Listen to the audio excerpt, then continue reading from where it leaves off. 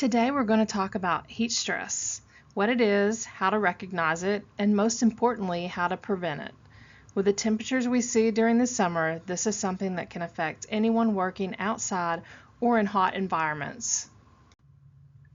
Heat-related illness can come on faster than most people expect. Every year, workers end up in the hospital, or worse, from heat exposure. The good news is that almost all these cases are preventable if we recognize the signs early and take the right steps. Your body cools itself mainly by sweating. When it's extremely hot or humid, that system doesn't work well.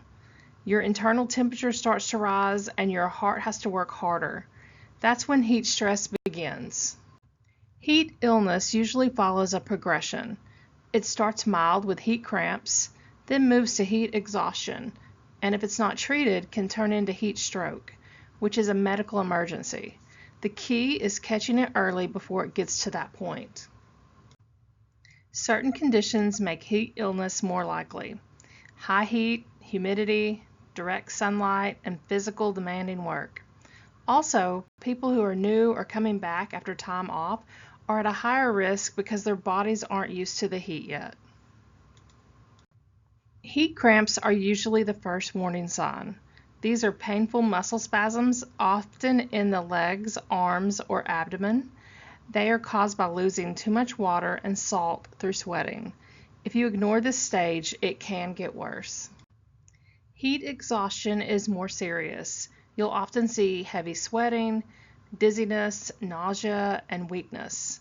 The person may look pale or feel clammy. This is your warning sign that the body is struggling to keep up. Heat stroke is life-threatening. At this point, the body can no longer control its temperature. The person may become confused, disoriented, or even pass out. This is not something you wait on, you act immediately. If you suspect heat stroke, call 911 right away.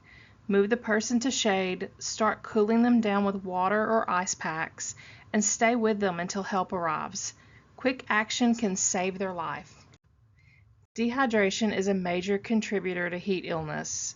When you're sweating and not replacing fluids fast enough, your body can't function properly.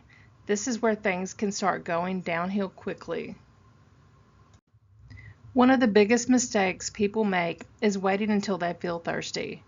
By then, you're already behind. You should be drinking small amounts consistently throughout your day, about a cup every 15 to 20 minutes in the heat. This is especially important. Your body needs time to get used to working in the heat.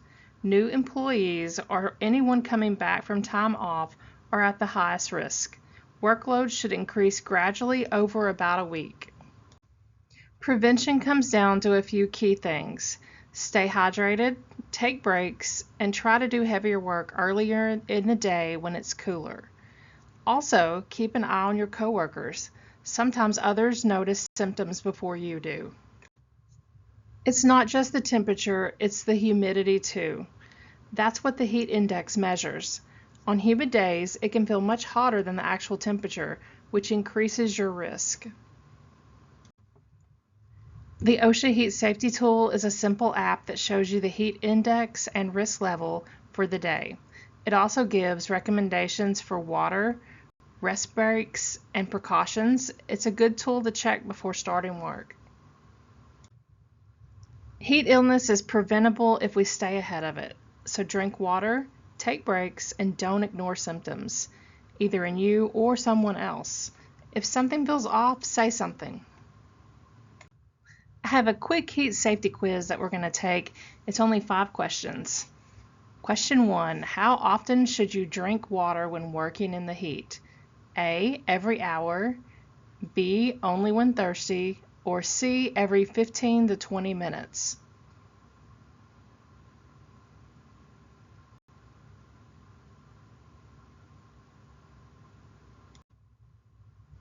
It's C, every 15 to 20 minutes.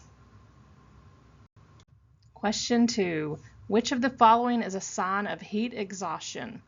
A, heavy sweating, B, cool, clammy skin, C, dizziness, or D, all the above?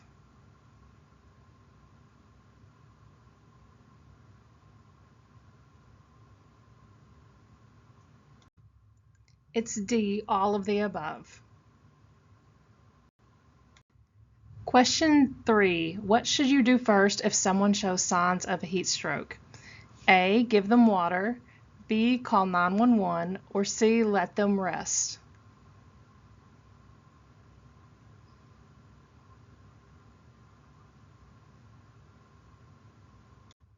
It's B, call 911. Question 4. Who is most at risk for heat illness? A, new or returning workers. B, workers not drinking enough water. C, workers in direct sun. Or D, all of the above.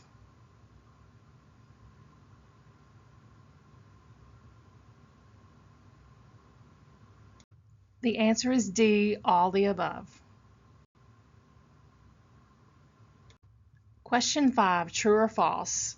If you are not thirsty, you do not need to drink water.